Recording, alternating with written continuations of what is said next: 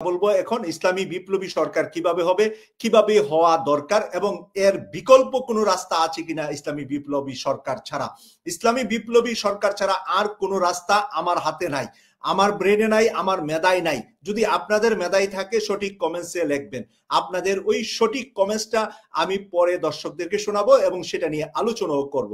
আমি খেয়াল রাখছি আপনারা কে কি কমেন্টসে লিখছেন, সালাম শুভেচ্ছা অনেকেই বিনিময় করছেন। প্রিয় দর্শক, স্ক্রিনে থাকা ভিডিওটা ইতিমধ্যে আপনারা দেখতে পেরেছেন। আজকের ভিডিওটা খুবই গুরুত্বপূর্ণ, খুবই ইম্পর্টেন্ট একটা ভিডিও। প্রিয় দর্শক, বাংলাদেশের নাগরিক হয়ে থাকলে অবশ্যই ভিডিওটা আপনারা মিস না করে সরাসরি ভিডিও স্ক্রিনে চলে যায়। বিপ্লবী সরকার গঠন নিয়ে কথা বলেছেন কেটিভি নিউজ। আমরা সেই ঘটনাটা শুনে আসি তার মুখ থেকে।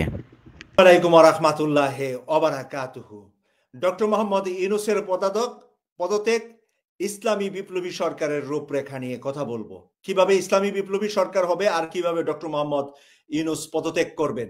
গত রাতে লন্ডন সময় রাত 12টার পরে আমি একটি ভিডিও পোস্ট করেছিলাম। এই ভিডিওতে আপনারা কয়েক লাখ মানুষ দেখেছেন ইউটিউবে এবং ফেসবুক মিলে। মন্তব্য ফেসবুকে 50-50, কেউ কেউ আমার পক্ষে আছেন, আমার সমালোচনা করেছেন। সমালোচকদেরকে একটা সেলুট জানাচ্ছি। যারা সমালোচক তারাই আমার প্রিয় বন্ধু, প্রিয় আপনজন। সমালোচনা করলে মানুষের উন্নয়ন হয় এবং মেধা বৃদ্ধি হয়। সমালোচনা না করলে মেধা লুকিয়ে থাকে, কুড়ে গড়ে ঢুকে যা মেধা। আপনারা যত সমালোচনা করছেন তত বেশি আমার মেধা বৃদ্ধির সুযোগ পাচ্ছি। সমালোচকদেরকে ধন্যবাদ জানাচ্ছি। যারা কমেন্টস লিখে আলোচনা করেছেন, পক্ষেও লিখেছেন, তাদেরকেও ধন্যবাদ জানাচ্ছি। আজকের এই ইসলামী বিপ্লবী সরকারের রূপরেখা নিয়ে কথা বলবো এখন। ইসলামী বিপ্লবী সরকার কিভাবে হবে, কিভাবে হওয়া দরকার এবং এর বিকল্প কোনো রাস্তা আছে কিনা ইসলামী বিপ্লবী সরকার ছাড়া। ইসলামী বিপ্লবী সরকার ছাড়া আর কোনো রাস্তা আমার হাতে নাই, আমার ব্রেনে নাই, আমার মেধায় নাই। যদি আপনাদের মেধায় থাকে সঠিক কমেন্টসে লিখবেন। আপনাদের ওই সঠিক কমেন্টসটা আমি পরে দর্শকদেরকে শোনাবো এবং সেটা নিয়ে আলোচনাও করব। আমি খেয়াল রাখছি আপনারা কে কি কমেন্টসে লিখছেন, সালাম শুভেচ্ছা অনেকেই বিনিময় করছেন, তাদেরকে ধন্যবাদ। সালাম শুভেচ্ছার বাইরে ইসলামী বিপ্লবী সরকারের রূপরেখা নিয়ে কথা বলছি। ইসলামী সরকারের নিয়ে আপনাদের মতামত আপনারা কমেন্টস করে লিখুন। আমি আজকে আপনাদের সামনে তুলে ধরছি যে ইসলামী বিপ্লবী সরকার ছাড়া বাংলাদেশের আর কোনো বিকল্প, আর কোনো রাস্তা নাই। সালতানাতে বাংলা গঠনের বিষয়ে এরদোয়ানের যে রূপরেখা দিয়েছে গত এক মাসেরও সময়ের মধ্যে, যেই রূপরেখাটি এরদোয়ান থেকে এসেছে, সালতানাতে বাংলা তৈয়ার এবং সেই সালতানাতে বাংলা তৈয়ারের নেতৃত্বে কে থাকবে, তাদের নাম এবং সেই নেতারা তুরস্ক ইতিমধ্যে সফর করে এরদোয়ানের পররাষ্ট্র মন্ত্রণালয়ের উচ্চ কক্ষে আলোচনা করে বাংলাদেশে ফেরত গিয়েছেন। এই কথাটা যদি আপনাদের না জানা থাকে কমেন্টস করে লিখতে পারেন, আর আমি জানিয়ে দেব আজকে। কারণ জানিয়ে দেব এই কারণে, আপনারা যারা আলোচনার জায়গায় সমালোচনাও লেখছেন না বুঝে, অনেকেই লেখছেন মাসুক ভাই এই আজগুবি কথা আপনি কোথায় পেলেন। আমি কোথায় পেয়েছি আপনাদেরকে চোখ দিয়ে এখন একেবারে আঙ্গুল দিয়ে ধরিয়ে দেখাই দেব আমি কোথায় পেয়েছি। আপনাদেরকে জানাচ্ছি, আমি এই মুহূর্তে নাম সহ জানাচ্ছি, ইসলামী রাষ্ট্র বাংলাদেশে কিভাবে কায়েম হচ্ছে, সালতানাতে বাংলাদেশ কিভাবে তৈরি হচ্ছে। সালতানাতের বাংলাদেশের রূপরেখা আমি নিয়ে আগের ভিডিওতে কথা বলেছি। যারা শুনেন নাই আগের গত এক সপ্তাহের ভিডিওগুলো আপনারা দেখে নেবেন। আপনারা ইউটিউবের মধ্যে সহজেই পাবেন এক সপ্তাহের ভিডিওগুলা। সেখানে সালতানাতে বাংলাদেশের রূপরেখা কিভাবে এরদোয়ান দিয়েছেন, কিভাবে সালতানাতে বাংলাদেশ গঠন করা হবে, এর নেতৃত্বে কে থাকবে এখন সেই বিষয়ে আমি খোলাসা করছি। আজকে নেতৃত্বের বিষয়টা নিয়ে অনেকের সন্দেহ আছে, তাহলে ডক্টর মোহাম্মদ ইউনূস সালতানাতে বাংলাদেশ মুসলিম দেশ বা ইসলামী রাষ্ট্রের কোনো রূপকার হতে পারে কিনা।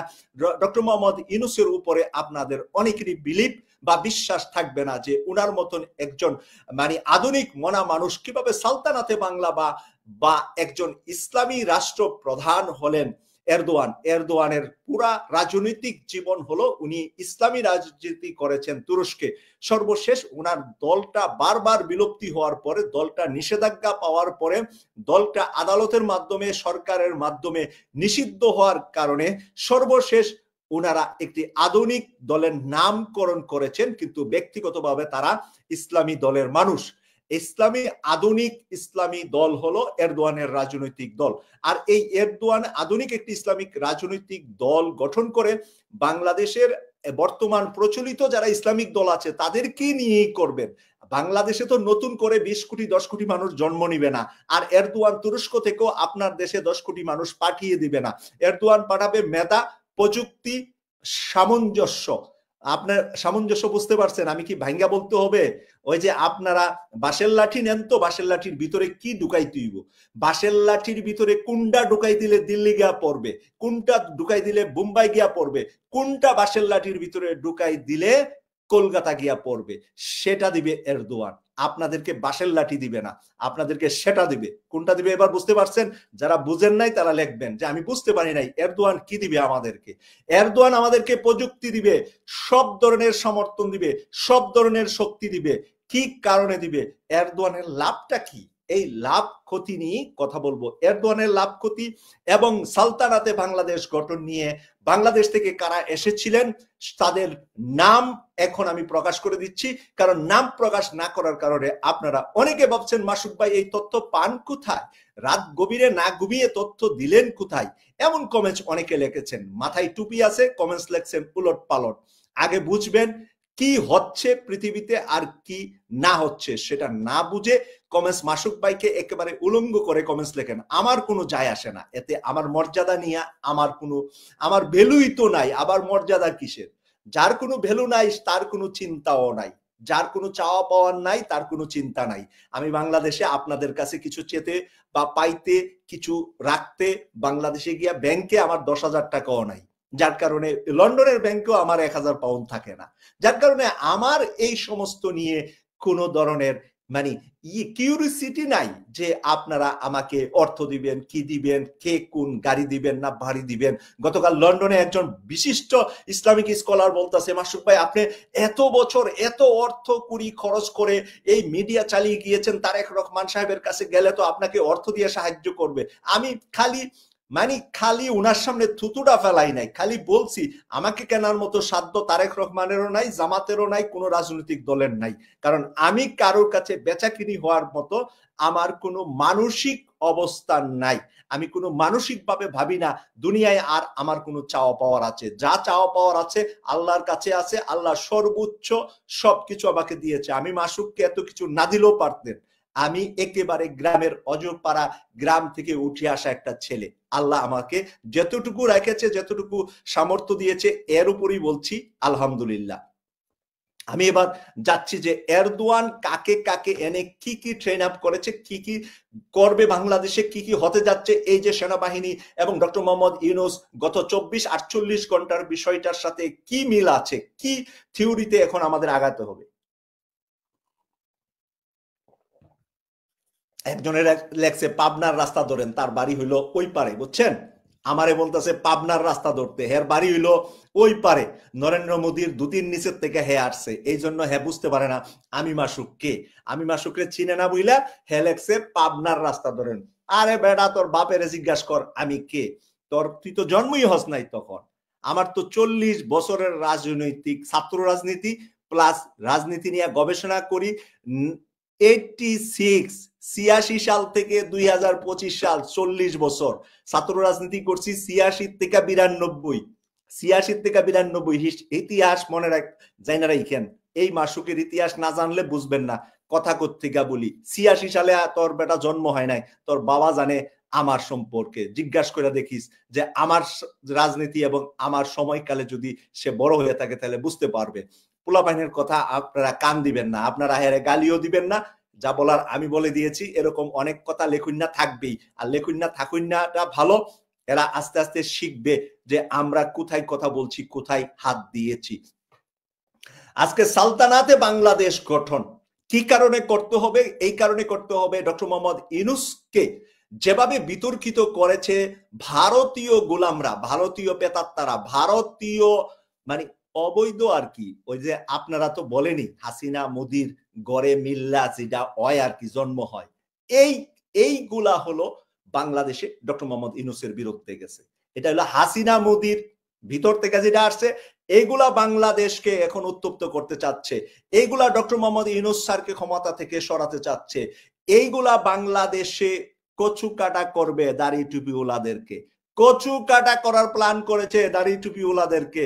দাড়ি টুপিওয়ালা যারা আছেন বেহুশ হয়ে যায় না, হুশে থাকেন, যে কোনো সময় যে কোনো মুহূর্তে ডাক আসবে, ওই ডাকে সাড়া দেওয়ার জন্য 100% রেডি হয়ে থাকেন। এরদোয়ানের ডাক আসতেছে বাংলাদেশে, এরদোয়ানের প্রতিনিধিরা ডাক দিবে বাংলাদেশে। এরদোয়ান বলবে না আপনারা মাঠে যান, উনি সালতানাতে বাংলাদেশের প্ল্যান প্রোগ্রাম সব বাংলাদেশে দিয়ে দেওয়া হয়েছে। কে দিয়েছে? আরেকবার বলি, জুলাই বিপ্লবে ওই যে একটা পণ্ডিত আছে না, মাহফুজ আলম, যাকে মাস্টার মাইন্ড বানিয়েছিল, ভুল মিথ্যা মাস্টার মাইন্ড যাকে বানিয়েছিল ডক্টর মোহাম্মদ ইউনূস স্যার, ওই মাস্টার মাইন্ডের যে মাস্টার মাইন্ড ছিলেন সাদিক কাইয়ুম, এই সাদিক কাইয়ুম গত 2 সপ্তাহ আগে তার্কি থেকে 2 সপ্তাহ তার্কিতে থেকে তার্কি সরকারের সর্বোচ্চ লেভেলে মিটিং করে সাদিক কাইয়ুম বাংলাদেশ গেছে। খবর রাখেন, জানেন আপনারা সাদিক কাইয়ুম ঢাকা বিশ্ববিদ্যালয়ের ছাত্র শিবিরের সভাপতি, বর্তমান ঢাকা বাংলাদেশ ইসলামী ছাত্র শিবিরের সেন্ট্রাল কমিটির একজন মেম্বার, সেক্রেটারি। আপনারা জানেন সাদিক কাইয়ুম যে গত 10 দিন আগে বাংলাদেশ গেছে, তুরস্ক যে 2 সপ্তাহ ছিল, আপনারা জানেন? জানেন না যারা লেখেন বলেন না, আর যারা জানেন তা হা লেখেন, আমি বুঝতে পারবো যে আপনারা কতটুকু খোঁজখবর রাখেন বাংলাদেশের। সাদিক কাইয়ুমের নেতৃত্বে এক দল তুরস্ক এসে তুরস্কের সরকারের সর্বোচ্চ লেভেলে মিটিং করে বৈঠক করে বাংলাদেশে গিয়েছে। সালতানাতে বাংলাদেশের নেতৃত্ব দিবে এই সাদিক কাইয়ুমরা। এই সাদিক কাইয়ুমদের সাথে হাসনাত আব্দুল্লাহ সহ যারা এই জুলাই বিপ্লবে রক্ত দিয়েছে, জীবন দিয়েছে, শহীদ হয়েছে, ওই রক্ত দেওয়া, জীবন দেওয়া শহীদ ওয়ালা গ্রুপটা এখন সিদ্ধান্ত নিয়েছে, শপথ নিয়েছে সালতানাতে বাংলাদেশ গঠন করে নরেন্দ্র মোদীর ভারতকে খেয়ে দিবে। নরেন্দ্র মোদীর ভারতকে খেয়ে দেওয়ার জন্য প্ল্যান করেছে এই সালতানাতে বাংলাদেশের তরুণরা, এবং সাদিক কাইয়ুমের নেতৃত্বে হতে পারে আগামীকাল বাংলাদেশের সরকার গঠনের প্রধান কমান্ডার, সেনা প্রধান। আপনারা সেনা প্রধান তো একজন আছেই, কি করা মানে আপনার আমার টাকা দিয়ে জামা কাপড় পরা, শুটকুট পরা, ওই সেনা প্রধান ওয়াকারকে যেদিন 5 তারিখে যদি 1 ঘন্টা বিলম্ব হইতো তাহলে ওয়াকার সহ উড়ে যেত 5ই অগাস্ট। সেই সাদিক কাইয়ুমের নেতৃত্বে কমান্ডো বাহিনী তৈরি হচ্ছে, যে কমান্ডো বাহিনী পুরা বাংলাদেশের চতুর্দিকে। আপনাদেরকে এখন আমি জিজ্ঞাসা করি, আপনারা হা লেখলেও চলবে, না লেখলেও চলবে, আপনাদেরকে আমি জিজ্ঞাসা করি, সাদিক কাইয়ুমকে যদি দায়িত্ব দেওয়া হয়, হাসনাত আব্দুল্লাহকে যদি দায়িত্ব দেওয়া হয়, এরা যদি ডাক দেয় বাংলাদেশে, সাদিক কাইয়ুম মানে ইসলামী ছাত্র শিবির। ইসলামী ছাত্র শিবিরের কয় কোটি আছে? আপনারা আন্দাজ করে লেখেন যে ওরা কয় কোটি আছে বাংলাদেশে এখন। ইসলামী ছাত্র শিবিরের যদি 2 কোটি নেতা কর্মী বাংলাদেশের এই যে ভারতের সাথে 3 দিকের বর্ডারটা আছে, এই বর্ডারটা যদি 2 কোটি ইসলামী ছাত্র শিবির দাঁড়াইয়া যা, জামাত যেতে হবে না। ছাত্র শিবির যে করে হেতো হাই স্কুলে পড়ে, তার তো বয়স 15 হয়ে গেছে, আর কত 25, এই 15 থেকে 25 ছাত্র শিবিরের 2 কোটি যদি বাংলাদেশের চতুর্দিকে ভারতের বর্ডার গুলাতে দাঁড়াইয়া যা, আর ওই বর্ডার দিয়া একটা মশা ঢুকাইতে পারবে? ওই একটা মশা আসতে পারবে না বিএসএফ ওই বর্ডারের ধারে কাছে থাকবে? যদি 2 কোটি ছাত্র শিবির হাতে এইভাবে হাত রাইখা দাঁড়ানো যাবে আমাদের 3 দিকে, 2 কোটি দাঁড়াইলে কোনো গ্যাপ থাকবে না, একজনের পাশে একজনের ধরে ধরে এইভাবে হাত ধরে ধরে, ছোটকালে স্কুলে খেলাধুলা করছেন না, হাত ধরে ধরে, এইভাবে হাত ধরে ধরে ছাত্র শিবির যদি দাঁড়াইয়া যা ভারতের চতুর্দিকে বর্ডারে, তাহলে ভারত এই দেশের দিকে তাকানোর আর কোনো সাহস পাবে কিনা, সেই প্রস্তুতি ছাত্র শিবিরকে নিতে গ্রিন সিগন্যাল এরদোয়ান দিয়ে দিয়েছে। বলছে এই সালতানাতে বাংলাদেশ ছাত্র শিবির গঠন করবে, সালতানাতে বাংলাদেশের নেতৃত্বে থাকবে এই জুলাই অগাস্টের বিপ্লবী ছাত্ররা। এই বিপ্লবী ছাত্রদের ভিতরে যেগুলা ঝরার ফল 100টা ধরে 20টা 50টা ঝরে পড়ে যা গাছ থেকে, সবগুলা ফল খাওয়া যায় না। যেটা ঝরে পড়ার 10 মাসে ঝরে পড়ে গিয়েছে, আর যেটা কোনো ঝড়ের বেগে যাকে ফালানো যায় না ওরা দাঁড়িয়ে আছে। ওই যারা দাঁড়িয়ে আছে ওরাই ভারতকে শিক্ষা দিবে, ওরাই ভারতকে ল্যাংটা করে দিবে, ওরাই নরেন্দ্র মোদীকে ল্যাংটা করে গরুর পায়খানার ভিতরে ঢুকাই দিবে, গরুর পায়খানার ভিতরে ঢুকাই দিবে। গরুর ভিতরে ঢুকাই দিবে কিনা সেটা আর আমি বললাম না, এবার বুঝে নেন আপনারা।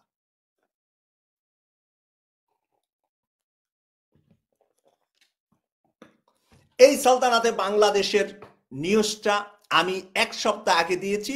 গত রাতে আমি একটা ভিডিওতে বলেছি ইসলামী বিপ্লবীরা রাষ্ট্র গঠন করছে, ইসলামী বিপ্লবীরা অন্তর্বর্তীকালীন সরকার গঠন করছে, 10 বছরের জন্য সংবিধান বিলুপ্ত হবে বাংলাদেশে। বাংলাদেশের এই হাসিনার আর কুলাঙ্গার কেডা শেখ মুজিব আর কুলাঙ্গার ডক্টর কামালের সংবিধান বাংলাদেশে চলবে না। বাংলাদেশে এই কুলাঙ্গার ওই যে এখন চুপ্পু বসে আছে এই সংবিধান দিয়ে সেনাপ্রধান ওয়াকারুজ্জামান বসে আছে। এই সংবিধানকে বাতিল করতে দেয় নাই। ছাত্র শিবির যদি সরাসরি মাঠে এসে 5 তারিখে সরকার ঘোষণা দিতেন, 5ই অগাস্ট যদি ছাত্র শিবির বিপ্লবী সরকার ইসলামী সরকার গঠন করে ফেলতেন, জামাতের আমিরকে প্রধান উপদেষ্টা বানিয়ে রাষ্ট্রপতি চুপ্পুকে ঘাড় ধরে বের করে সেখানে যদি বিপ্লবীদেরকে পার্লামেন্ট এবং বঙ্গভবন দুটার ভিতরে যদি বিপ্লবীরা 5ই অগাস্ট ঢুকে পড়তেন এবং সেখানে বাংলাদেশের শহীদ পরিবারের লোকদেরকে এনে যদি তারা শপথ নিয়ে রাষ্ট্র পরিচালনা করতেন 5ই অগাস্ট, তাহলে কেউ কি ফিরাতে পারতেন? কেউ কি নো বলতেন? কেউ কি নরেন্দ্র মোদীর চিল্লা ফাল্লা কোনো কাজ হতো? কোনো কাজ হতো না। কিন্তু সেই গোলটা মিস করে নাই। তারা গোলটার জন্য ছাড় দিয়েছে সর্বদলীয় সকল রাজনৈতিক দল, বিএনপিকে ছাড় দিয়েছে, জামাত ছাড় দিয়েছে, শিবির ছাড় দিয়েছে, ছাত্ররা ছাড় দিয়েছে, বিপ্লবীরা ছাড় দিয়েছে। ভেবেছে সবাই মিলে তো তাই করবে, কিন্তু 10 মাসে যখনই কিছু করতে যা তখনই বাধা, যখনই কিছু করতে যা তখনই বাধা, যখনই কিছু করতে যা তখনই বাধা। ভারতীয় কুলাঙ্গাররা এখন দেশ ভরে গিয়েছে। দেশ যখন ভারতীয় কুলাঙ্গাদের আগের চেহারায় চলছে, এখন ছাত্ররা বিপ্লবীরা বলছে আমরা বিপ্লবী সরকার তৈরি করব। ডক্টর মোহাম্মদ ইউনূস স্যার সম্মানের সাথে ওই বঙ্গভবনে থাকবে যতদিন পর্যন্ত উনি শারীরিকভাবে ফিট থাকেন। যখন উনি বলবেন আগামী 5 বছরের বেশি ডক্টর মোহাম্মদ ইউনূস স্যার থাকতে পারবেন না, শারীরিক ফিট থাকবেন না, ওনার বয়স 85, এখন 85 বছর থেকে 90 পর্যন্ত সর্বোচ্চ উনি রাষ্ট্র চালাতে পারবেন, রাষ্ট্রের প্রেসিডেন্ট থাকতে পারবেন। প্রেসিডেন্টের কার্যক্রম কম, আন্তর্জাতিক অঙ্গনকে মানে মেনটেন করবেন উনি। দেশের মাতা হিসাবে, দেশের সম্মানিত ব্যক্তি হিসাবে ওই বঙ্গভবনের ভিতরে ওনাকে রাখা হবে। আন্তর্জাতিক অঙ্গনের সাথে লিয়াজু, আন্তর্জাতিক সফর। এটাও আপনাদেরকে বলে রাখি, এই বিপ্লবী ইসলামী সরকারের পররাষ্ট্রমন্ত্রী হওয়ার সম্ভাবনা কে? আপনারা দেখছেন ইদানিং বিপ্লবী কথাবার্তা। গত আওয়ামী লীগের সময়ও বড় বড় মামলায় বড় বড় জায়গায় কথা বলছেন অ্যাডভোকেট শিশির মনির। অ্যাডভোকেট শিশির মনির সে ছাত্র শিবিরের কেন্দ্রীয় সেক্রেটারি জেনারেল ছিলেন, ছাত্র শিবিরের কেন্দ্রীয় সেক্রেটারি জেনারেল ছিলেন অ্যাডভোকেট শিশির মনির। মনে রাখবেন, এই শিশির মনির ডক্টর মোহাম্মদ ইউনূস স্যারের ডান হাত হয়ে এই দুজন মিলে বাংলাদেশকে আন্তর্জাতিক অঙ্গনের যত লবিং আছে, আন্তর্জাতিক অঙ্গনের সাথে যত কাজ আছে, আন্তর্জাতিক অঙ্গনের যত সমর্থন আছে, এরা দুইজন আদায় করবে। আর আভ্যন্তরে দেশের ভিতরে দেশের উন্নয়ন, দেশের সৎ মানুষের শাসন কায়েমের জন্য ডাক্তার শফিকুর রহমানকে এখানে বানানো হবে ইসলামী বিপ্লবী সরকারের প্রধান উপদেষ্টা। তারা ইসলামী বিপ্লবী সরকার নাম দিবেন না, এটা আমি হেডলাইন করেছি, কারণ মানুষগুলা ইসলামী বিপ্লবী, মানুষগুলা ইসলামী বিপ্লবী। আগে বুঝবেন একটু মেধা দিয়ে, ইসলামী বিপ্লবী সরকার নাম দিলে পশ্চিমা বিশ্ব সমর্থন দিবে না।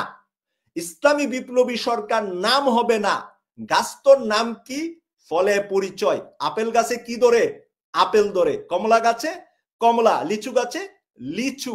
ওই গাছতর নাম কি? ফলে পরিচয়। কাজ হবে ভিতরে, কাজ হবে 20 কোটির ভিতরে ইসলামী অনুশাসনে আধুনিক বাংলাদেশ। আপনার বউকে জোর করে কালা বুরকা পরাতে যাবে না। আপনার বউ কত নাম্বার জামা কাপড় পইরা রাস্তায় যাবে এটা আপনার ব্যাপার।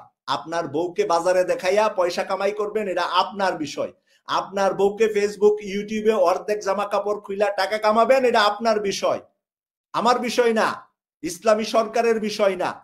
এই ইসলামী সরকার করবে না, করবে টার্কি স্টাইলের, নাম থাকবে না ইসলামিক সরকার।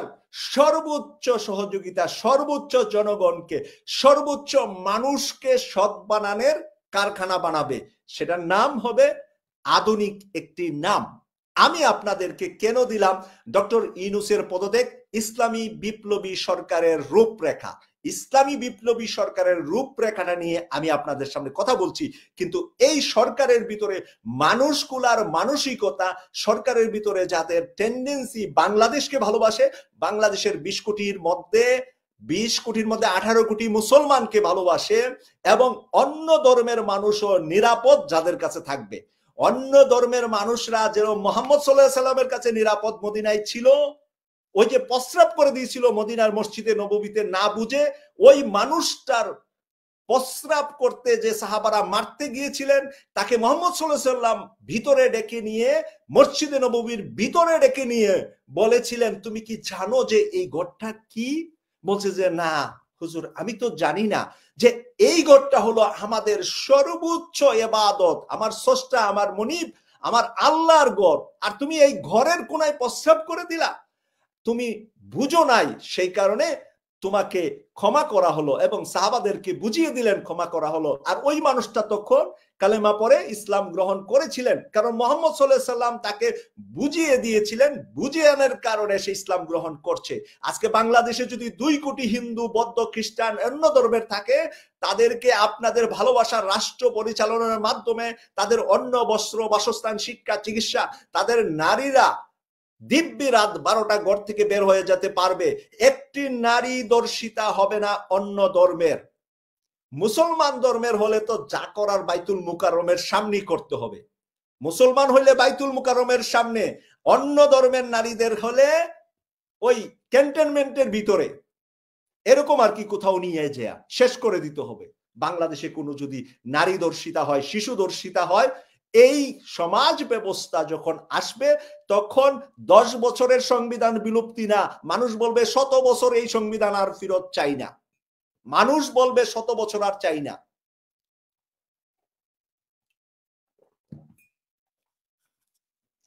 মানুষ যে বলবে সেই সরকারটাই গঠন হবে, সেই সরকারটার নামই হবে, নাম সালতানাতে বাংলা হবে না, কিন্তু কাম হবে সালতানাতে বাংলা তৈয়ার হওয়া। সালতানাতে বাংলা তৈয়ার কিভাবে হবে? আরাকানের মুসলমানরা থাকবে বাংলার সাথে। আরাকান, আপনারা জানেন যে জাতিসংঘের মহাসচিব আরাকানে মুসলমানদের সাথে ইফতার করে, আরাকানের মুসলমানরা যারা আমাদের চট্টগ্রামে আছে, তাদের সাথে ইফতার করে তাদেরকে কি বলা হয়েছে? ডক্টর মোহাম্মদ ইউনূস স্যার বলছে আগামী রমজানের ঈদ, এই রমজানে ইফতার করেছে, আগামী রমজানের ঈদ তারা তাদের পূর্বপুরুষদের ঈদের দিনে কবর জিয়ারত করবে। তারা নানা নানি দাদা দাদির কবর জিয়ারত করবে। কোথায় গিয়ে? আরাকান গিয়ে। তারা কোথায় থাকবে আগামী রমজানে? আরাকানে থাকবে। তাহলে এই আরাকানের রোহিঙ্গাদেরকে আমরা তাদের বাড়িতে পৌঁছিয়ে নিরাপত্তা দিয়ে আরাকান আর্মির সাথে আমাদের সম্পর্ক করে সালতানাতে বাংলার ভিতরে আরাকানকে নিয়ে আসা হবে। পাশাপাশি যেই রাজ্যগুলা মুসলিম আছে ভারতের 7 সিস্টারের ভিতরে, আসাম, তারপরে এখানে কয়েকটা রাজ্য আছে যেগুলা ত্রিপুরা সহ, যেই রাজ্যগুলা, ত্রিপুরা যদিও উপজাতি কিন্তু উপজাতির সংখ্যা কম, মুসলমানের সংখ্যায় ত্রিপুরাতে বেশি, এই রাজ্যগুলা চলে আসবে মুসলমান এই সালতানাতে বাংলার ভিতরে। পরবর্তীতে সালতানাতে বাংলাকে আরো গ্রেটার বড় করার জন্য এই প্ল্যাটফর্মটা, এই ফোর্সরা, এই বাহিনীটা কাজ করতে থাকবে। আর এরদোয়ানের দরকার হবে সবচেয়ে, ওই যে বললাম বাসনা, বাসের ভিতরে যেটা থাকবে, সুঙ্গার ভিতরে যেটা থাকবে, দিল্লি গিয়া পড়বে, সুঙ্গার ভিতরে যেটা পড়বে, যে ইয়ার সীমান্তের 50 মাইল দূরে গিয়া পড়বে, ওই জিনিস দিবে এরদোয়ান। সাথে কে দিবে জানেন? চায়না। সাথে কেন চায়না দিবে? চায়না হলো তাদের যে পাশ দিয়ে, চায়নার পাশ দিয়ে যে কটা রাজ্য আছে সেই রাজ্যগুলা চায়না তার নিজের দেশের ভিতরে ইতিমধ্যে অনেক জায়গার নামকরণ চায়নার ম্যাপে, আপনি যখন গুগলে সার্চ করে চায়নার ম্যাপে যাবেন তখন দেখবেন এই জায়গা আর ভারতের সীমানায় নাই, এই গুগল ম্যাপের ভিতরে এখন চলে গেছে এটা চায়নার জায়গা, ভারতের জায়গা, কিন্তু দেশের নাম, পোস্ট কোড, রোডের নাম সব পাল্টিয়ে চায়না তাদের দেশের নামকরণ চাইনিজ ভাষায়, চাইনিজ ল্যাঙ্গুয়েজে এবং ইন্টারন্যাশনালি তারা করে ফেলেছে অলরেডি অনেক অংশ, এবং চায়না সেনাবাহিনীগুলা সেখানে অবস্থান করছে। এর আগে আমি আপনাদেরকে আরেকটা ভিডিওতে বলেছিলাম যে লালমনিরহাট আমাদের এয়ারফোর্সের বেস হচ্ছে, লালমনিরহাট এয়ারফোর্সের বেসটাই চিকেন নেকের গলাটা কেটে দিবে। চিকেন নেক বুঝেন তো, সারাটা শরীর, গলাটা এখান থেকে কেটে দিলে শেষ, এইটা হলো চিকেন নেক। এই চিকেন নেকের গলাটা কেটে দিবে লালমনিরহাট এয়ার বেস থেকে। ওই পাশ দিয়ে আছে কে? নেপাল আছে। ওই পাশ দিয়ে কে আছে? চায়না আছে। চায়না, নেপাল, আর এদিক দিয়ে ঢুকবে আবার পাকিস্তান, তুরস্কের অত্যাধুনিক সরঞ্জামাদি সহ তাদের প্রশিক্ষিত লোকেরা সহকারে এই চিকেন নেককে আলাদা করে দিয়ে তারপরে সেভেন সিস্টারকে আলাদা করে দেওয়া হবে। সেভেন সিস্টার আলাদা হওয়ার পর পর অটোমেটিকলি পশ্চিমবঙ্গ, মমতা ব্যানার্জি স্বাধীন বাংলা, স্বাধীন পশ্চিম বাংলা তার দেশ হিসাবে ঘোষণা দিবে, এবং স্বাধীন পশ্চিম বাংলার কিছু অংশ সালতানাতে বাংলায় যুক্ত হবে, কারণ সালতানাতে বাংলায় স্বাধীনতা ঘোষণার, মমতাজের ঘোষণার সাথে আসবে যে আমরা যারা মুসলিম আমরা সালতানাতে বাংলায় থাকব, আমরা সালতানাতের বাংলার পার্ট হয়ে যাব। এরপরে কাশ্মীর ঘোষণা দিবে আমরা স্বাধীন কাশ্মীর, আজাদ কাশ্মীর তখন স্বাধীন কাশ্মীর হয়ে যাবে। ওদিক থেকে পাঞ্জাবের শিখেরা ঘোষণা দিবে আমরা পাঞ্জাব ভারত মুক্ত, আমরা স্বাধীন পাঞ্জাব। এই পাঞ্জাব কাশ্মীর আর এদিক দিয়ে সেভেন সিস্টার, টোটাল 9টা প্রদেশ এট এ টাইম, পশ্চিমবঙ্গ যদি হয় তাহলে 10টা প্রদেশ at a time Narendra Modi হারাবেন, এবং এই হারানের ব্যবস্থাপনাটাই করছেন এরদোয়ানের প্ল্যান অনুপাতে। এরদোয়ান ছিলেন কে জানেন? ফুটবল খেলতেন। কোথায়? ইস্তাম্বুল ক্লাবের ফুটবলার ছিলেন। ইস্তাম্বুলে গিয়েছি, এরদোয়ানের জায়গাগুলা দেখে এসেছি। 17 সালে গিয়েছিলাম আমি ইস্তাম্বুলে। ইস্তাম্বুলের ফুটবলার ছিলেন, ইস্তাম্বুল টিমের, কোরআনে হাফেজ ইস্তাম্বুল টিমের ফুটবলার। আপনি কি কাকে কি বলছেন? পৃথিবীর কয়জন রাষ্ট্রপ্রধান আছে কোরআনে হাফেজ? এর মধ্যে এরদোয়ান একজন, এবং এরদোয়ানই হলো মুসলমানদের বর্তমান সময়ের সারা বিশ্বকে টাক লাগিয়ে সারা বিশ্বের সাথে লড়ার মতো সামর্থ্য নিয়ে রাষ্ট্র পরিচালনা করছেন এরদোয়ান। এরদোয়ানের পররাষ্ট্রমন্ত্রীকে চিনেন? পররাষ্ট্রমন্ত্রী কে? মনে আছে কয়েক বছর আগে এরদোয়ানকে আকাশে অ্যাটাক করেছিল সেনাবাহিনী এবং সেখানের বিমান বাহিনী, সবাই যে আকাশে যে উড়ে গিয়েছিলেন এরদোয়ান, রাতের বেলা যে লক্ষ মানুষ রাস্তায় চলে এসেছিল, সেদিন নিরাপত্তা প্রধান যিনি ছিলেন, এরদোয়ানের নিরাপত্তা প্রধানই আজকে এরদোয়ানের পররাষ্ট্রমন্ত্রী। নিরাপত্তা প্রধানের মেইন বিল্ডিংটা ঘেরো করে ফেলেছিল এরদোয়ানের পাশাপাশি। নিরাপত্তা প্রধান যাতে কোনো ধরনের কমান্ড না করতে পারে, এবং তাকেও মেরে ফেলবে, এরদোয়ানকেও মেরে ফেলবে এট এ টাইম। কারণ ওই বিরোধী দলের তারা জানতেন, এবং তার কি সেনাবাহিনী জানতেন যে এরদোয়ানকে মারলে হবে না, এই নিরাপত্তা প্রধানকেও মারতে হবে। নিরাপত্তা প্রধানকে যখন ঘিরে ফেলছে বহুতলা ভবন সেই বিল্ডিংটি, তখন তিনি ওই আকাশে এরদোয়ানের সাথে পরামর্শ করেছেন কি করে আমি এই বিল্ডিং থেকে এখন বের হব। এরদোয়ান ওখান থেকে দিক নির্দেশনা দিয়েছে, তুমি এই সিস্টেমে, টারজান সিস্টেমে উনি ওই বিল্ডিং থেকে বের হয়েছিলেন। ছোটকালে ল্যাংটা থাকতে হাফ প্যান্ট পরে ওই টারজান সিনেমা দেখতে যেতাম, ওই শুক্রবার না রবিবার, তখন বন্ধের দিনে হইতো। আপনারা যারা ওই যাদের 40 বছর আগের টারজান দেখার অভ্যাস আছে তারা জানেন, এই যে টারজান দেখতে যেতাম সমাজ কল্যাণে একটা সাদা কালো টিভি আছিল, সারা ইউনিয়ন জুড়ে একটা টিভি ছিল আমাদের ইউনিয়নে। তখনকার আপনারা যারা জমিদার হয়তো আপনাদের ঘরে বড় বড় টিভি আছিল, আর আমার সারা ইউনিয়নে, আমার গ্রামে ইউনিয়ন অফিসটা, তো তারা একটা মাঠের ভিতরে টিভিটা দেখাইতেন। ওই টিভিটা দেখে টারজান দেখতাম। রবি কি শুক্র আমি ভুলে গেছি, কারণ 40 বছর আগের কথা, 40 না 42 বছর 45 বছর আগের কথা। ওই টারজানের মতন আজকের এরদোয়ানের পররাষ্ট্রমন্ত্রী বের হয়েছিলেন ওই বিল্ডিং থেকে এরদোয়ানের পরামর্শে। আর সেই টারজানি বাংলাদেশকে সালতানাতে বাংলাদেশ গঠনের জন্য সর্বোচ্চ দায়িত্ব দিয়েছেন এরদোয়ান। তাকে সর্বোচ্চ পররাষ্ট্রমন্ত্রী, তুরস্কের পররাষ্ট্রমন্ত্রীকে দায়িত্ব দিয়েছেন এরদোয়ান সালতানাতে বাংলা গঠনের জন্য। ভারতকে ভেঙ্গে টুকরা টুকরা করে এই 7 সিস্টারের ভিতরে মুসলিম রাজ্যগুলাকে বাংলার সাথে একত্রিত করে সালতানাতে বাংলা হবে। আর এটার ক্যাপিটাল সিটি থাকবে ঢাকা। ঢাকা থেকেই, বাংলাদেশ থেকেই এই সালতানাতে বাংলা পরিচালিত হবে। এবং যেটা মুঘলদের সময়ে ভারত উপমহাদেশে মুসলমানদের রাষ্ট্র ছিল, সম্রাট ছিল, এই সম্রাটের মানে পুরাতন এরিয়াটা, পুরাতন ভূমিটা, পুরাতন মুসলমানদের ঐতিহাসিক জায়গাটা যেন সালতানাতে বাংলার হাতে যা, এবং সালতানাতে বাংলার সরকার থাকবে তুরস্কের সরকারের আদলে। তুরস্ক যেভাবে চলে সালতানাতে বাংলাও সেভাবে চলবে।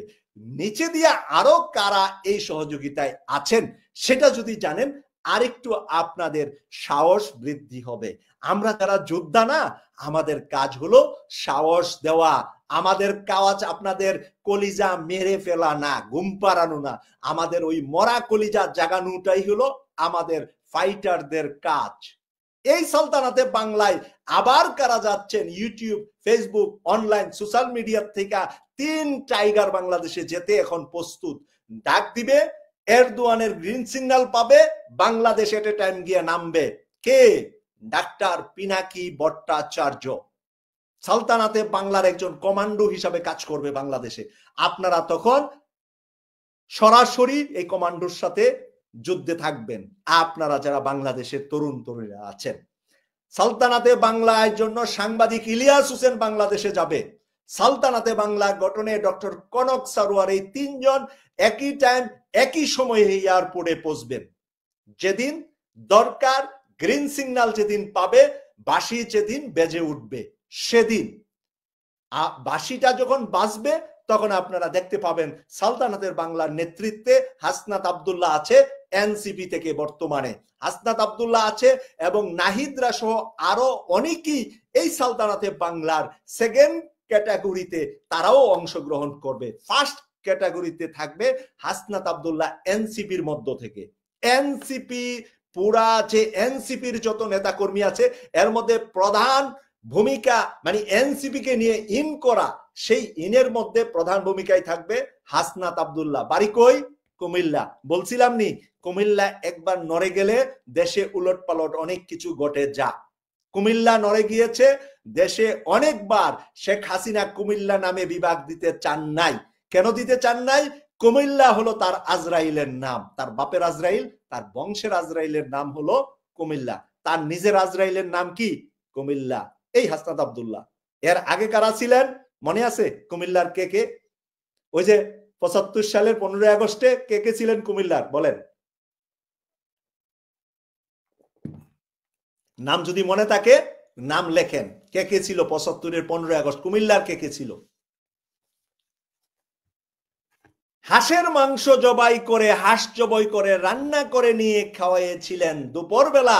আর রাতের বেলা ওই যখন লাস্ট পরে আসিল 32 নম্বরের সিঁড়িতে, যখন বলা হয়েছে স্যার মানে এই লাশ কি করব, নিয়া খাদাইলা, বলছিল কে? খন্দকার মুস্তাক। বাড়ি কই? কুমিল্লা।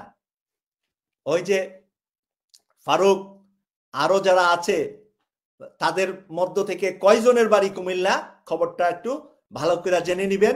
যাদেরটা জানেন নাম লিখতে পারেন যে উনার বাড়ি কুমিল্লা, আর যাদেরটা জানেন না জেনে নিবেন আজকের পরে। ম্যাক্সিমাম কুমিল্লা ছিল। হাসিনা বিদায়ের বেলা কুমিল্লাই ছিল, মানে শুধু কুমিল্লা না অনেকেই ছিল। আমি শুধু কুমিল্লার গুণগান গাইতে আসি নাই, সারা বাংলাদেশ আমার, সারা বাংলাদেশের মানুষ আপনারা আমার। শুধু এই কথাটাই বলছি, হাসিনা মনে করে কুমিল্লা হলো তার ওই জিব্রাইল, মিকরাইল, এরপর একটার নাম কি, আজরাইল। ওইটা হইল হাসিনার পরিবারের। তাই এই সালতানাতের বাংলার ছাত্রদের পক্ষ থেকে, এনসিপির পক্ষ থেকে নেতৃত্বে থাকবে হাসনাত আব্দুল্লাহ, আর পুরাটা নেতৃত্বে থাকবে এই 24-এর আন্দোলনে ছাত্র শিবির থেকে সাদিক কায়ুমের মতো যারা টপ লেভেলের নেতৃত্ব দিয়েছে, মাস্টার প্ল্যান দিয়েছে, এই মাস্টার প্ল্যানের মাস্টার ব্রেইন গুলা এখন এরদোয়ান আরেকটু রিফর্ম, মানে আপনি যখন মাখন দিয়ে কিছু মাছবেন, তেলের ছেতে মাখনটা দিলে কি হবে, শক্তিশালীটা হবে। এদের ব্রেইনে তেল আছে, এর মধ্যে মাখন ঢেলে দিচ্ছেন তুরস্ক। এদের ব্রেইন অলরেডি তেলে, মানে তেল মানে কি, ব্রেইনকে বুঝাচ্ছি, আপনারা আবার বুঝবেন না যে এখানে তেল মানে সাবান ইতা নিয়ে আসছি কি কারণে। তেল মানে হলো ব্রেন, এদের তো ব্রেন আছে, ওই ব্রেনটাকে আরেকটু গসামাজা করার জন্য, আরেকটু ডেভেলপ করার জন্য, আরেকটু পাওয়ারফুল করার জন্য ওই ব্রেইনের ভিতরে সর্বোচ্চ প্রশাসনিক এবং রাষ্ট্র গঠনের বেলায় যেই দায়িত্বটা ওরা নিয়েছিলেন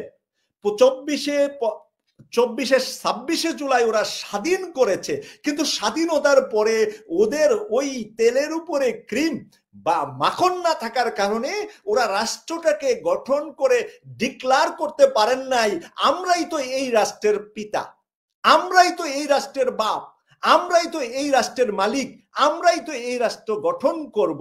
কিন্তু ওদের মধ্যে সাদিক কায়ুম কম বয়সের হওয়ার কারণে এখানে জামাতের আমিরের একটু দুর্বলতা আছে। দুর্বলতাটা আমি বলি যে জামাতের আমিরকে যদি সেদিন বিপ্লবী সরকার, ইসলামী সরকার, বাংলাদেশের সরকার প্রধান হিসাবে ঘোষণা দিয়ে দিতেন সাদিক কায়ুমরা, এই তরুণ ছাত্ররা এবং তরুণদের মধ্যে একটা টিমও থাকতেন, পুরা পার্লামেন্ট 300 জনের গঠন করে ফেলতেন, মন্ত্রী পরিষদ 40-50 জনের গঠন করে ফেলতেন, বঙ্গভবন থেকে এই চুপ্পুকে বের করার কথা জামাতের আমির শুধু বলে দিতেন, আর সেনাপ্রধান ওয়াকারুজ্জামানকে অ্যারেস্ট করে সেকেন্ড ম্যান, যারা এই দেশের পক্ষে, যারা এই দেশকে ভালোবাসে, যেই সেনাবাহিনীর অফিসাররা বরখাস্ত হয়েছে, আয়না করে গিয়েছে, এদেরকে রিপিট সেনাবাহিনীতে এনে সেনাবাহিনীটাকে যদি সাথে সাথে 5ই অগাস্ট গঠন করে ফেলতেন, তাহলে ওই ভুলটা, মিস্টেকটা হয়ে এই 10 মাস গড়াতো না। এই 10 মাসে আমরা জান্নাতের টুকরা বাংলাদেশকে দেখতে পেতাম। কিন্তু এই 10 মাসে তাদের পলিসির অভাবে, মেধার অভাবে,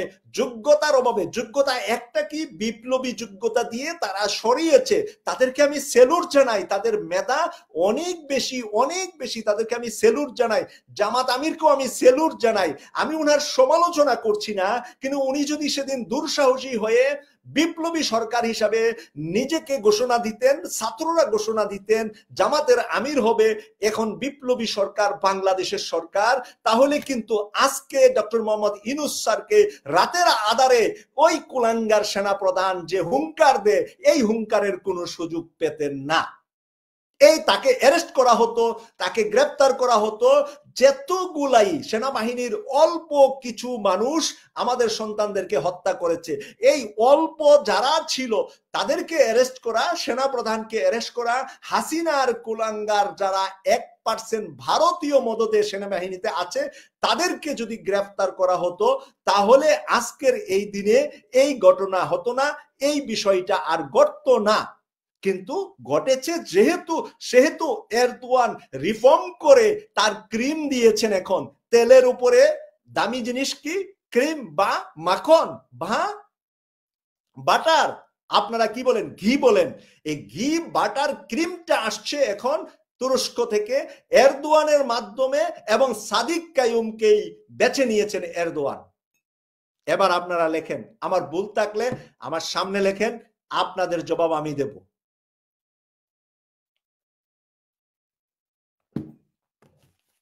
100% সবাই লিখতেছেন হ্যাঁ, ইয়েস, রাইট, বিপ্লবী সরকার জরুরি। আসসালামু আলাইকুম সৈয়দ মাসুক ভাই, সবাইকে প্রাণ থেকে ভালোবাসা। আপনারা যে রাইট ওয়ে রাইট টাইমে রাইট কথা লেখছেন, ভারতীয় ওই যে আমি প্রথমেই বলছিলাম নরেন্দ্র মোদী আর শেখ হাসিনার ভিতরে ওই যে 3 নাম্বার যারা জন্ম নিছে, এরকম 3 নাম্বার কিছু জন্ম নেওয়া আমাদের ফেসবুক পেজে এসে কিছু লেখালেখি করে আমাকে নিয়ে অনেক কিছু লিখবে, অনেক কিছু লেখা আপনাদের শুনতে হবে, পড়তে হবে, জানতে হবে। আবার কিছু আমার প্রিয় আমার কলজার কিছু দাড়িওয়ালা টুপিওয়ালা ভাইরাও দেখি যে ফেসবুকে ফটো আছে, তারাও অনেক সময় ভুল মন্তব্য লেখে, কিন্তু সেদের জন্য আমার ভালোবাসা। ভুল লিখতে লিখতেই শুদ্ধ হবে, ভুল লিখতে লিখতেই শুদ্ধটা বুঝতে পারবে। রিয়েলি আমাদের মানে হ্যাকাস ফিদার পররাষ্ট্রমন্ত্রী তুরস্কের একজন ভাই লিখে দিয়েছেন, মোহাম্মদ ইব্রাহিম, আপনাকে ধন্যবাদ। এই হ্যাকান ফিদার, হ্যাকান হর উপরে আবার চন্দ্রবিন্দু আছে, হ্যাকান ফিদান, যেহেতু তার কৃষ্ণ নাম, বাংলা নাম করণে অনেক সময় আমাদের পড়তে বা আমাদের উচ্চারণ করতে অনেকেই বলেন মাসুক ভাই আপনি তো বাংলা ভুল করেন। আমি 100 বার রাজি আছি আমি বাংলায় ভুল করি। কেন করি? 92 সালে বাংলা ছেড়ে এসেছি। 92 সাল, আজকে 2025 সাল, 33 বছর। আপনারা ল্যাংটা ছিলেন, কেউ কেউ মায়ের ঘরেও আসেন নাই, কেউ দুনিয়ায় আসেন নাই। এখন যারা আমার বাংলায় ভুল ধরছেন, অবশ্যই বাংলার আধুনিকতা হয়েছে, বাংলাকে অনেক ডেভেলপ করা হয়েছে, বাংলাকে আরো অনেক বেশি পরিবর্তন হয়েছে। যা দিয়ে আগে লিখতাম তা দিয়ে এখন লেখে না, তোর জায়গায় খণ্ডতর জায়গায় মানে এই ধরনের কিছু অ্যালবার্ট আমার ভুল হতে পারে বা উচ্চারণেও ভুল হয়, কারণ আমি মাল্টি ইন্টারন্যাশনাল হয়ে গেছি। পৃথিবীর অর্ধেক দেশে আল্লাহ আমাকে নিয়েছে, পৃথিবীর অর্ধেক দেশ, পৃথিবীর অর্ধেক ভাষা বুঝি, কথা বলতে পারি, কথা শুনলে বুঝি এবং কমিউনিকেট করতে পারি। হাইলি না, মানে মিনিমাম ল্যাঙ্গুয়েজ পৃথিবীর অর্ধেক বুঝি, অর্ধেক মানুষের সাথে চলাফেরা করেছি, অর্ধেক মানুষের সাথে কথা বলেছি। মানে পৃথিবীর অর্ধেক বুঝাতে একটা জাতি। আপনি যদি স্প্যানিশ জানেন, সারা ল্যাটিন আমেরিকায় স্পেন চলে। আপনি যদি ফ্রান্স জানেন, সারা আফ্রিকায় ফ্রান্স চলে।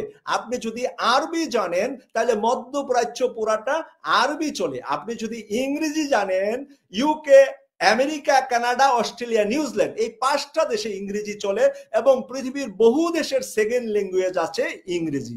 যার কারণে বেশি ল্যাঙ্গুয়েজ শিখতে হয় না, 5-7টা। আমরা তো ভারতীয় ওই যে পাকিস্তান, হিন্দি, উর্দু, এগুলো আমরা কোনো না কোনো ভাবে অল্প স্বল্প জানি। সেই কারণে কমিউনিকেশনটা আমার ইন্টারন্যাশনাল, মাল্টি ইন্টারন্যাশনাল হওয়ার কারণে অনেক সময় বাংলা উচ্চারণে আমার ভুল হবে। আমার ডেস্টিনেশন, আমার চাহিদা বা আমি কোন ডেস্টিনেশনে কথা বলতে চাচ্ছি, আমি কি বুঝাতে চাচ্ছি, এইটা বুঝেন কিনা আগে বুঝবেন। বাংলা শিখাইয়া মাস্টারি করতে আইসেন না প্রিয় ভাইরা, মাস্টারি আমার সাথে করেন না, মাস্টারি করার দরকার নাই। আপনারা অনেক ভালো মানুষ, অনেক শিক্ষিত, অনেক মেধাবী, আমি জানি আমার চাইতে। যদি আমার সামনে এখানে বসাই দেই কথা বলতে, তখন কিন্তু আপনার পায়জামা ভিজে যাবে, তখন কিন্তু নিচে দিয়া মোটামুটি ওই যে দুদুভাই বলছিল বঙ্গোপসাগরে বাইশা যাইব, নিচে দিয়া এমন ভাবে আপনার বাইর হয়ে যাবে। এখানে যদি আমার সামনে ক্যামেরার সামনে কথা বলতে লাগাইয়া দিই, কমেন্টস তো লিখতে পারবেন, বিপ্লবী হিসাবে কবিতাও লিখতে পারেন, বিপ্লবী হিসাবে গানও লিখতে পারেন, গাইতেও পারেন। কথা বলা, রাজনীতি নিয়ে অ্যানালাইজ করার জন্য ওই যে 42 বছর, কত 86 সালে রাজনীতিতে ঢুকেছি, ছেড়ে দিয়েছি ছাত্র রাজনীতি 92 সালে। 86 থেকে 2025 এক্স্যাক্টলি 40 বছর, 40 বছরের রাজনৈতিক মেধা নিয়ে কথা বলছি। আপনি যদি 20 বছরের নিয়ে কথা বলেন, তাহলে আমার অর্ধেক কথা আপনি জানেন। আপনি যদি 10 বছরের হয়, তাহলে 1/4, আমার 25% আপনি জানেন। এখন আপনি 10 বছরের আগের কমেন্টস লিখছেন, আর আমি 40 বছরের আগের কমেন্টস বলছি। আমি বলছি সেই 40 বছরের বাস্তবতায়, বাংলাদেশের রাজনীতির বাস্তবতা। জেনারেল এরশাদের মাঝামাঝি সময় থেকে ছাত্র রাজনীতিতে, প্রাইমারি শেষ করে ছাত্র রাজনীতি শুরু করেছি, প্রাইমারি স্কুল থেকেই, প্রাইমারি ক্লাস 5 থেকে শুরু করেছি ছাত্র রাজনীতি। তো যার কারণে তখন বুঝি আর কি, পুরাপুরি করেছি 7-8 এসে, পুরাপুরি ছাত্র রাজনীতিতে যুক্ত হয়ে নেতৃত্ব সামনের সারিতে দিয়েছি, পিছনে না। মিছিলের সামনে লাল গেঞ্জি আর লাল শার্ট, ওই যে সারা মানে অঞ্চল জুড়ে চিনতেন। তখন স্লোগান উঠাইতাম, পিছনে হাজার মানুষ স্লোগান দিত আপনাদের এই মাসুক ভাইয়ের পিছনে। সেই মাসুক এখন লন্ডনে থেকে কথা বলছি, ওই যে আগের মেধা, আগের শিক্ষা, আগের যোগ্যতাটাই কিন্তু এখন ইউটিলাইজ করছি, ব্যবহার করছি আপনাদের সামনে। যদি আগের ওই ফাউন্ডেশন না থাকতো, এইভাবে রাজনীতি নিয়ে, এইভাবে রাজনীতির গভীরতা সম্পর্কে জানার সুযোগ হবে না, সম্ভব না। ইতিহাস পড়ে কথা বলা, ইতিহাস দেখে কথা বলা এক জিনিস নয়। ইতিহাস দেখাটার জন্য পড়তে হয় না বড় বড় বই, আর ইতিহাস নিয়ে কথা বলতে হলে অনেক বই পড়ে আপনি 10 মিনিট কথা বলতে হবে। আর ইতিহাস যদি দেখেন, আপনি তো 40 বছর দেখছেন, ওই 40 বছর থেকে আগামী 40 বছর বললেও শেষ হবে না। কারণ আগামী 40 বছর আল্লাহ আমাকে বাঁচাই রাখবে, এই মানে এই ধরনের চিন্তাও করি না। আল্লাহ 10, 20, 30 বছর কতদিন বাঁচায় রাখবে সেটাও জানি না। আপনাদের ভালোবাসায় কথা বলার জন্য যদি আল্লাহ এক্সটেনশন হায়াত দে, এক্সটেনশন বাড়িয়ে দে, তাহলে ইনশাআল্লাহ কথা বলে যাব যতদিন এই গায়ে রক্তটা মানে চঞ্চল থাকে, এখন যেরকম আছে সেরকম থাকে। কেটিভি 24 কে যারা ভালোবাসেন তাদের কাছে সর্বশেষ এই অনুরোধ করছি যে কেটিভি 24 এর সাবস্ক্রাইবার আছে বর্তমানে আজকের এই দিনে এই মুহূর্তে কত আছে আপনাদেরকে বলে দিচ্ছি। যে মেইন চ্যানেলের সাবস্ক্রাইবার কত আছে, 2,76,541 জন আমি দেখতেছি। সকালে দেখেছিলাম 2,76,100 বা এরকম, এরই মাঝে 400-500 সকাল থেকে। এখন লন্ডনে জুম্মা পড়ে এসেছি, বেলা 3টা বাজার 3 মিনিট বাকি আছে, ছেলেকে স্কুল থেকে আনতে এখন বের হব। তাই আপনাদেরকে জুম্মা পড়ে এসে না খেয়ে আগে কথা বলছি, কারণ ছেলেকে আনতে মাঝখানে যেতে হবে, এরপরে আবার ছেলের টিউশনি আছে। কিন্তু রাতের বেলা আবারও যদি কোনো গুরুত্বপূর্ণ বিষয় থাকে, সেই বিষয় নিয়ে হয়তোবা ভিডিও দেব অথবা লাইভ করব। রাত 12টার আগে হয়তো আর কিছু পাবেন না। রাত 12টার পরে আজকে গুরুত্বপূর্ণ কোনো বিষয় থাকলে অবশ্যই আপনাদের সামনে নিয়ে আসব, যখনই গুরুত্বপূর্ণ আসবে তখন আসব। সর্বশেষ যেটা বলেছিলাম, কেটিভি 24 এর 1 মিলিয়ন সাবস্ক্রাইবার আপনারা হয়তো ভবিষ্যতে করবেন, কিন্তু এই মুহূর্তে এই সময়ে কেটিভি 24 যে ভূমিকা রাখছে, এই কারণে মাসুক ভাইকে ভালোবাসলে প্রতিদিন একজন করে, এখন 1000 মানুষ লাইভে আছেন, কিছুক্ষণ আগে 1200-1400 মানুষ ছিলেন, এখনো প্রায় 1000 মানুষ লাইভে আছেন। আপনারা যদি 1000 মানুষ এবং এই লাইভটা শুনবে কয়েক লাখ মানুষ, আমি গত রাতের ভিডিও দেখছি, মানে ইউটিউব ফেসবুক মিলে মনে হয় 1.5-2 লাখ হয়ে গেছে অলরেডি। পরশু দিনের ভিডিও দেখছি 3-4 লাখ হয়ে গেছে, না 3 লাখ তো মনে হয় ফেসবুকেই দেখলাম, ইউটিউব মিলেয়া হয়ে গেছে। তো আমি ওই গত 3-4 দিন পরে বলার কারণে প্রায় 5000 মানুষ গত 5 দিনে সাবস্ক্রাইবার হয়েছে। গত 5 দিন ধরে আমি বলছি 5000 মানুষ গত 5 দিনে সাবস্ক্রাইবার হয়েছে। আপনারা যদি 1000 মানুষ প্রতিদিন একজন করে সাবস্ক্রাইবার করান, তাহলে আমাদের 1000 সাবস্ক্রাইবার হইব, তাহলে আমাদের 500,000, 3.5 লক্ষ। এখন কত বলছিলাম আমি, এখন আরো কিছু বেশি দেখতেছি আমি, মনে হচ্ছে 2,76,554 জন এখন দেখতেছি, মনে হয় এই বলতে বলতে 5-7টা বেড়ে গেছে। 2,76,554, এই 2,76,555, এই দেখেন বলার ভিতরে আরেকজন করছে 2,76,555 এখন দেখতেছি নাম্বারটা। তো আপনারা যদি প্রতিদিন একজন করে করেন, তাহলে আমরা আগামী 3-4 মাসে 500,000-এ যেতে পারবো। 500,000, আপনাদের কাছে মিলিয়ন আল্লাহ করাইবো। 500,000-এর পরে আর বলবো না আমাকে সাবস্ক্রাইবার করেন, আমাকে নয়, কেটিভি 24 একটা ফাউন্ডেশন, একটা প্রতিষ্ঠান, যে প্রতিষ্ঠান থেকে দুনিয়া এবং আখেরাতের কল্যাণে কথা বলা হয়। দুনিয়ায় যারা আছেন তারা যেন শান্তিতে থাকতে পারেন, তারা যেন নিরাপদে থাকতে পারেন, তারা যেন সৎভাবে বাঁচতে পারেন, এই কথা আমরা এখান থেকে বলি। আবার আখেরাতের জন্য আমরা আজান প্রতিযোগিতা করি, আখেরাতের জন্য আমরা কোরআন প্রতিযোগিতা করি। আমাদের ভাইয়েরা আবার কোরআন প্রতিযোগিতায়, আজান প্রতিযোগিতায় হাজার হাজার টাকা পুরস্কারও দেন, আমার হাত দিয়া দেন। আমার পকেটের টাকা দেওয়ার সামর্থ্য আমার নাই, কারণ আমি পোস্ট অফিসে পার্ট টাইম বুঝেন তো, 2.5 দিন চাকরি করি, 5 দিন করলে ফুল টাইম, 2.5 দিন চাকরি করি। আর বাকি সব সময় আপনাদের কেটিভির জন্য কথা বলার জন্য টাইম দিয়ে থাকি, সময় দিয়ে থাকি। তাই আপনাদের সাথে 55 বললাম না, এখন দেখেন 64 দেখাচ্ছে নাম্বার 256564, মানে 2,76,564, মানে আপনাদের 565। দেখেন আমার মুখ দিয়ে বের হতে আরেকজন বাড়ছে, 55 থেকে 65 এই 1 মিনিটে বাড়ছে, 10 জন বাড়ছে 1 মিনিটে। তা আপনারা যদি চান কেটিভি 24 আপনাদের টিভি, আপনাদের ভালোবাসার টিভি, আজকের থেকে আপনাদের দায়িত্ব হবে প্রতিদিন একজন করে, বিশেষ করে নারীদেরকে আপনাদেরকে অনুরোধ করছি, যারা বাংলাদেশে আছেন, যারা মধ্যপ্রাচ্যে বিদেশে আছেন, তারা নারী পাবেন না, তাদের ফ্যামিলি নাই, যার কারণে বিদেশি নারীর কাছে যাওয়ার দরকার নাই। আপনারা বাংলাদেশি, বাংলা ভাষার যে নারীরা বাংলাদেশ থেকে এখন আপনারা দেখতেছেন, আপনাদের বোন, আপনাদের মা, আপনাদের খালা, আপনাদের চাচি, আপনাদের নানি দাদির ভিতরেও অনেকে আছে ইউটিউব দেখেন, ইউটিউবে বিভিন্ন মেয়েদের কেসাল, এই মারামারি, এই ইন্ডিয়ান, এটা সেটা দেখে সময় নষ্ট করে, ওই সময় নষ্ট না করে কেটিভি যেন দেখে। কেটিভিতে ভালো কাজ, কোরআনের প্রতিযোগিতা আছে, ইউটিউবে গেলে তারা পাবে, আজানের প্রতিযোগিতা আছে, আগামীকাল আজান প্রতিযোগিতা হবে রাত 10টায়, তারা পাবে। তো আপনারা সাবস্ক্রাইবার করে দিবেন। আপনাদের সকলের কাছে কৃতজ্ঞতা প্রকাশ করে বিদায় নেব। বিদায়ের এই 1 মিনিটে আরো 3 জন বাড়ছে, এখন হচ্ছে 2,76,568, এই 65 বলতে বলতে 80 হয়ে গেছে। আপনারা সবাই আমাদের পাশে থাকবেন, এই ভালোবাসা, এই প্রত্যাশা রেখে আবারও বলছি, গুরুত্বপূর্ণ কোনো নিউজ থাকলে রাতে আবারও ভিডিও আপলোড করব, অথবা সুযোগ পেলে লাইভে আসবো। আল্লাহ হাফেজ, আসসালামু আলাইকুম ওয়া রাহমাতুল্লাহি ওয়া বারাকাতুহু। গুরুত্বপূর্ণ ছিল।